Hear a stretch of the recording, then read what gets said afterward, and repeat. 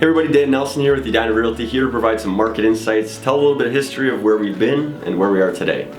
First and foremost, I want to share the COVID years, the 2021, 2022 spring and summer were pretty wild. We saw a lot of appreciation for sellers, buyers were hyper competitive, interest rates were low, so overall we were in a perfect storm for a real estate market. The Federal Reserve in June of 2022 decided to slow things down a little bit, and their mechanism that they decided to use was the Federal Reserve interest rate. Although there's not a direct correlation between the 30-year fixed mortgage rates and the Federal Reserve rate, there is still some balance that happens between the two. So, Federal Reserve decided to start raising rates, and in turn started to suppress buyer demand. What that meant is that things became a little less competitive, a little bit more balanced, but it came very quickly. So between June of 2022 and November, December months of 2022, we saw rates go from mid-2s, mid-3s, up to the mid-6s and even into the 7s.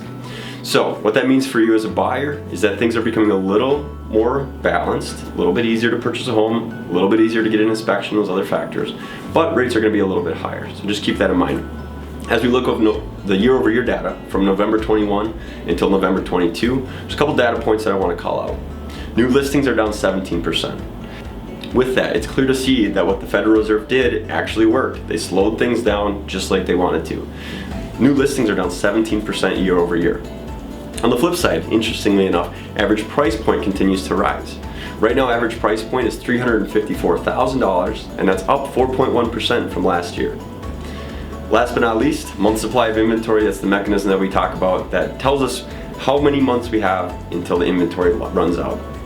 So in theory, if we were to shut the faucet off, no new listings from today onward, we'd have about 1.7 months of supply. That's very important to call out as well because we've got 41% more month supply than we had previously, which is a good sign for buyers. About 4 to 6 months of supply is a balanced market, so technically we're still in a seller's market, but going up 41% from last year is still a good sign for buyers. So if you're interested in this data, if you're curious what it means for you as a buyer or as a seller, feel free to reach out. We'll be happy to help.